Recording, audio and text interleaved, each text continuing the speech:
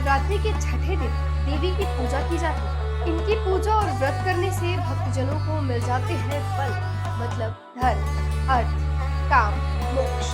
उसके रोग, शोक, दुख और डर माँ की कृपा से मिलते ही भाग जाते हैं। आपसे गंगा की तरह माँ समस्त पापों से मुक्त कर देती। जी हाँ दोस्तों, हम लाए हैं आपके लिए नवरात्रि स्पेशल सीरीज का छठा एपिसोड। ये एपिसोड हमारा डेडिकेटेड है आज की देवी, मतलब नवरात्रि की छठे दिन की देवी माँ पार्वती का छठवां रूप माँ कात्यायनी का। आज हम बात करेंगे इन्हीं की कथा का विस्तार से। इस कहानी में आगे तब तक के लिए देखते रहिए आंचलिक खबरें। मैं नेहा द्विवेदी आपके साथ। आइए सबसे पहले हम बात करें माँ के स्वरूप के बारे में। चार हाथों वाली माता कात्यायनी, एक हाथ में तलवार है तो दूसरे हाथ में पुष्प। माँ की इस अद्भुत मुद्रा में संहार और सृजन का मेल है। तीसरी भुजा अभय मुद्रा में है, जो भक्तों को भय से मुक्ति करती है। चौथी भुजा देवी का वर मुद्रा में है, जो भक्तों को उनकी भक्ति का वरदान देने के लिए देवी कात्यायनी शेर पर सवारी करती है। देवी कात्यायनी का रूप ऐसा है तो उनकी आभा मात्र से भक्तों के सभी कष्ट दूर हो जाते हैं। आइए अब बात करते हैं माँ कात्यायनी पावन कथा के बारे में। मित्रों, देवी कात्यायनी की कथा का उल्लेख हमें देवी भागवत महात्म्य में और मार्कंडेय पुराण में मिलता है। देवी की महिमा को लेकर दो कथाएं हिंदू धर्म में प्रचलित है। माँ की इस कथा का संबंध ऋषि कात्यायन से जुड़ा होने के कारण उनका नाम कात्यायनी पड़ा। वहीं देवी कात्यायनी की महिमा कथा राक्षस महिषासुर के वध से भी जुड़ी हुई है। आइए जानते हैं देवी कात्यायनी की महिमा का रोमहर्षक कथा। पुराणों में दी कथाओं के अनुसार कत्त नाम के एक प्रसिद्ध महर्षि हुआ करते थे। उनके लड़के का नाम ऋषि कात्य था। आगे जाकर ऋषि कात्य के गोत्र में महर्षि कात्यायन का जन्म हुआ और ऋषि अपने तप के कारण विश्व प्रसिद्ध हुए और ख्याति प्राप्त की। ऋषि कात्यायन की इच्छा थी कि देवी भगवती उनके घर पुत्री के रूप में जन्म ले, इसलिए उन्होंने कई वर्षों तक देवी भगवती की कठोर तपस्या भी की थी। मान्यता है कि ऋषि कात्यायन की ऐसी एकनिष्ठ तपस्या से प्रसन्न होकर देवी भगवती ने तब उनकी इच्छा का मान रखते हुए उनके घर पे जन्म लिया था। ऋषि कात्यायन की पुत्री होने के कारण ही देवी का नाम कात्यायनी भी रखा गया। महर्षि कात्यायन ने बड़े प्यार से देवी कात्यायनी का पालन पोषण किया था। कुछ समय बाद पृथ्वी पर राक्षस महिषासुर का उपद्रव सारी सीमाएं लांघ रहा था। महिषासुर को यह वरदान मिला हुआ था कि कोई भी पुरुष कभी उसे पराजित या उसका अंत नहीं कर पाएगा। इसीलिए उसे किसी का डर नहीं था और देखते ही देखते उसने देवलोक पर ही अपना आधिपत्य कर लिया था। तब भगवान विष्णु, प्रजापति ब्रह्मदेव और देवादिदेव महादेव उसका विनाश करने के लिए अपने अपने तेज के मेल से एक देवी को उत्पन्न किया।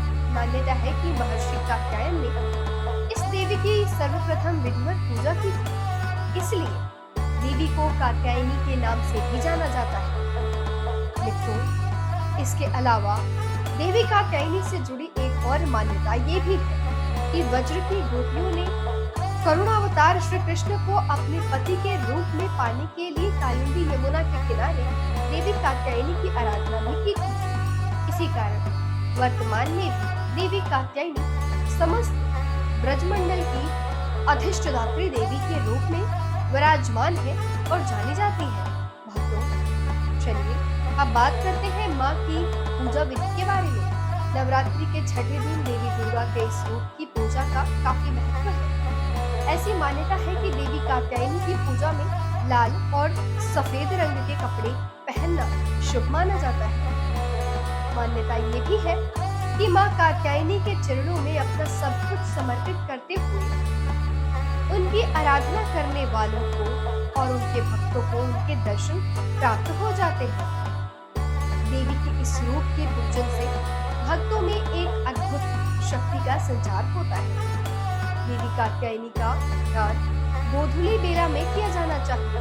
देवी कात्यायनी की आराधना का मंत्र ओम देवी कात्यायनाय नमः अर्थात ओंकार के जैसे निर्विकार स्वरूप वाली देवी कात्यायनी की कृपा व शुभ दृष्टि हम पर बनी रहे।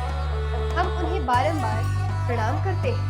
देवी कात्यायनी को शहद अत्यंत प्रिय है, इसलिए नवरात्रि के छठे दिन देवी कात्यायनी की पूजा में शहद या शहद से बनी चीजों का भोग लगाना चाहिए।